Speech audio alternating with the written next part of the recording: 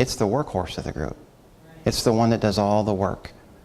I mean, maybe it doesn't look as showy, maybe it isn't out in front as much, but it is the one that does everything done. So, if you are a mom today, my hat is off to you. If I had a hat, I'd take it off. But I don't. And there really isn't much I can do to make you feel more loved, more appreciated, more wanted, and more importantly, more deserving of all the accolades that you get.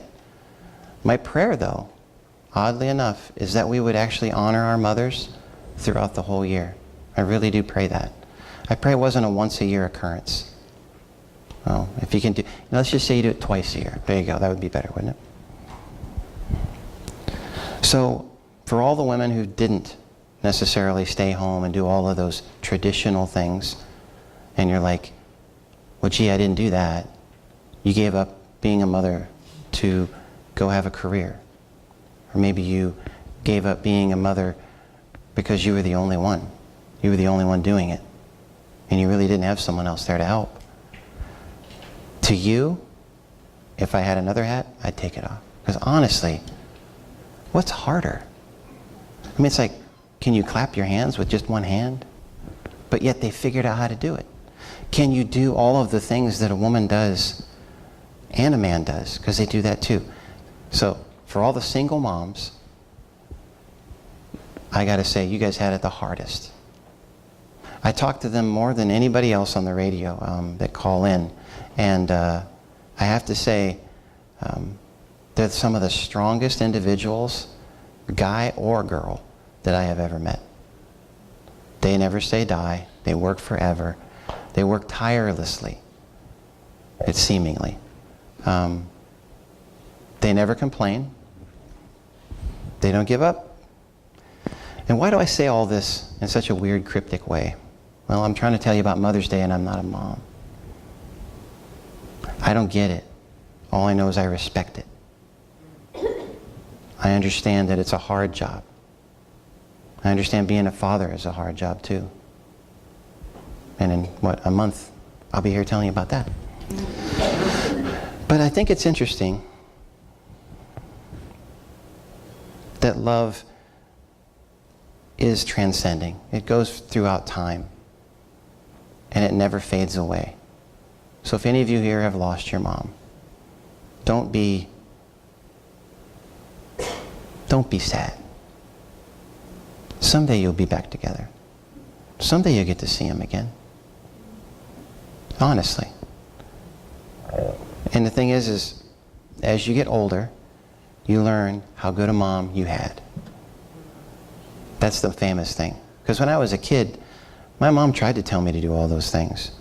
I mean, she was always trying to, like, make your bed, do good in school. I never listened to any of that stuff. But as I got older, the wisdom of my mother really started to shine through. Are you in the same boat? It doesn't end, by the way. You know, I'm in my 40s now, and I still look back at the... 46. I am young, and I make no apologies for that. But it's interesting because as I get older, I start to realize how I hurt, how I feel, my mom felt. And I start to have much more appreciation for the fact that my mom, even though we didn't get along, she instilled in me a great work ethic. How did she do that? My mom worked menial jobs. She grew up in the hills of the Appalachian Mountains in a place called West Virginia. If you could go back there, it's right off Appalachian 19, way back up in the woods, so far they have to pipe in sunlight. That's how deep it is. That's what she says. Everybody back there has that special twang, the way they talk, and I like it because that's part of my heritage. That's where I'm from. But my mom grew up on a farm working the farm. Back then, I honestly think, although I don't know if I can prove it, but I honestly think that they would have kids just to work the farm. Yeah. I think they did. They would deny it, because I've asked my grandpa. No. No? Okay. So they have kids just to work the farm. My mom she was she's one of the older ones. Walked to school honestly, to a little one-room schoolhouse, which I've seen, in a place called Braxton County Schoolhouse, and it was K through 12. So she went to school the whole time there, graduating class of 7, so it's kind of small. So right about that time, she decides she's going to go spread her wings and go do something big. Now, West Virginia is not that far from Washington, D.C., so Washington, D.C. at that time, in and around there, was the hub of that little world. So she packs up all her stuff and moves to Washington, D.C. Packs it all up and goes. Wow, Mom, really? She didn't wear shoes until she was 18, so, and that's not joking, that's true. She always wore she was bare feet, and she said that when she turned 18, they told her she had to start wearing shoes. So she goes to West Virginia, or from West Virginia to Washington, D.C., gets a job working at a place called Central Charge, which was like basically when people would mail their bill in, she had like a machine that she would like type it up and it would keep a track, a record. I don't even know what she did. I just know that she said that it was something that she could do where she didn't get picked on about how she sounded, because everyone in D.C. gave her a hard time about how she sounded. And she said that that was embarrassing. So one day she's getting onto this bus, and as she goes to get on, there's a strikingly handsome man, has the same name as me, on the bus, and he notices her accent, had been there. One of the things my dad was, he was a bus driver. He was also in the military reserves, but when he drove bus, he would do the long trips. So they would go all in and around the area. You could actually charter the bus. So I don't know why you'd want to charter a city bus to go somewhere, but they would do that. And so he'd been down to West Virginia, and he recognized the accent and said, "Hey, what part of West Virginia are you from?" And she just kind of sheepishly told him in Little Birch, which is like just, honestly, this building is bigger than that, you know. So he talks to her, and he notices that every day she gets on his bus, and finally he asks her out on a date. They start dating. They get married. 1964, I think they got married. 7 years later, I pop out, which is kind of interesting. So my dad had got discharged from the military right about the time I was born, and hurt his back driving bus. So he was at home. He kind of raised me for a long period of my life. But my mom went and got different kinds of jobs that paid more money, and she started doing cleaning. She would clean hotel rooms. She would clean, you name it. She also had a job working at a restaurant where she didn't bust the tables, but she was like the person that cleans up. Well, my dad didn't like the East Coast. They moved to Arizona. They get there. My mom starts working at the McCulloch chainsaw plant. Isn't that kind of cool? So if you bought a chainsaw back then, chances are my mom put a piece on it, so that's kind of cool. McCulloch put it in Lake Havasu so that way he could, I don't know why, I just know it was like a nice place to test and tune or whatever, but either way, he hired people. My mom did it for a few years and didn't like it, and she went and started cleaning the hospital. She would go to the hospital and clean floors. She'd clean up after people left. She worked her way into doing the ER, and she didn't do it just for a few years. She did it for the next 37 years. Isn't that crazy?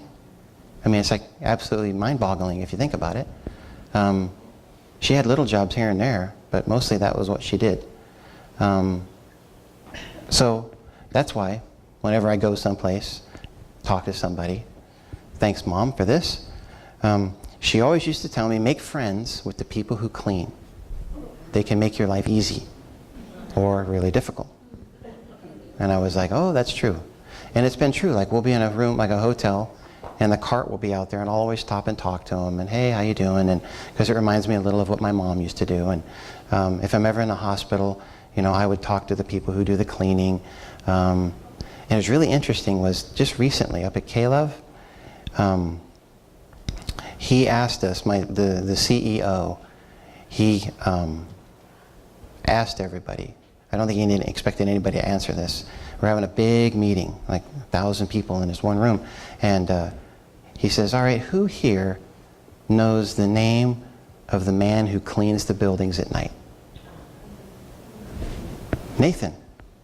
They're like, how do you know that? I was like, so I was the only one of everybody there that knew that. I can thank my mom for that. And how did I know? It was because I just struck up a conversation with him. I'd talk with him. I'd hang out with him. So as funny as it is, as ridiculous as it is, my little message today is basically this. Happy Mother's Day.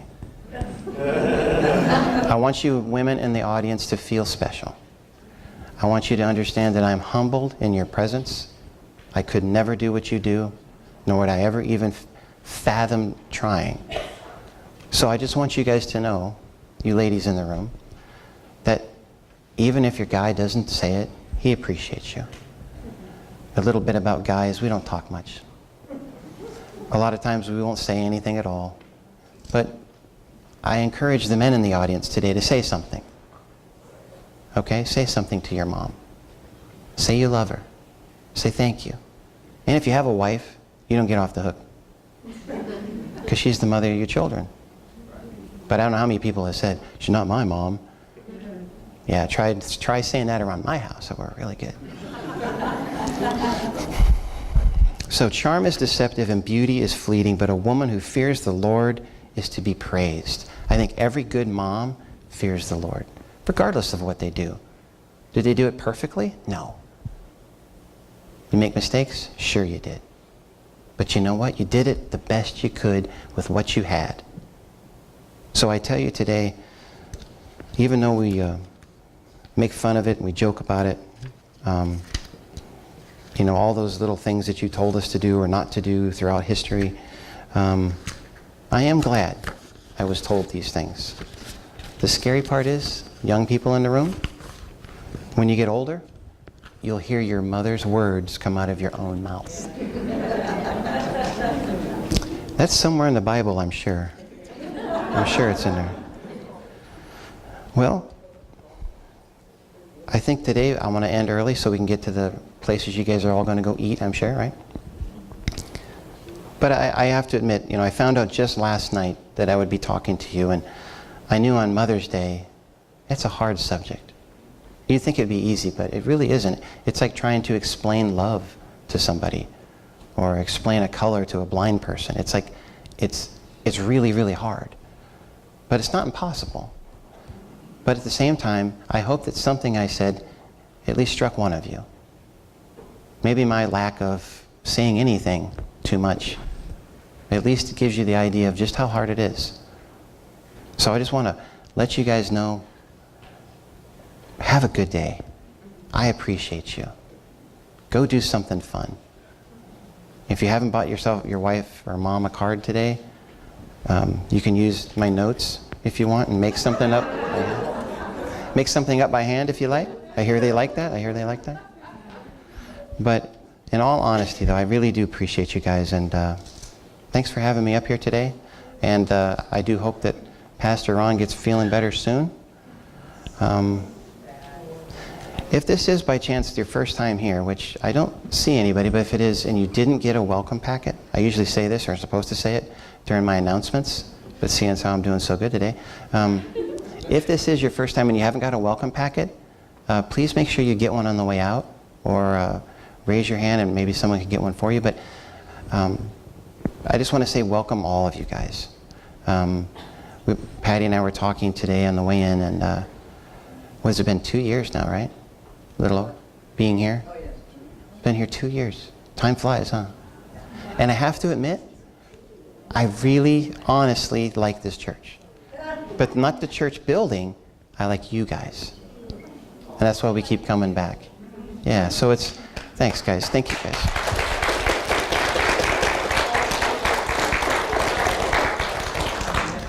All right, well let me pray and then I think, yeah, okay. Heavenly Father, thank you for being here today. Lord, I felt your presence. I know you're here. I pray, God, that you would just tap on the shoulder of each and every mom in the room. And God, let them know that, well, you're there with them. There isn't anything they're going through that you don't understand. Lord, I am grateful beyond measure for my own mom. I'm grateful also for my wife. And Lord, I just want to thank you for what a blessing this whole plan is that you've set up. Thank you, God. I can't say that enough. Amen.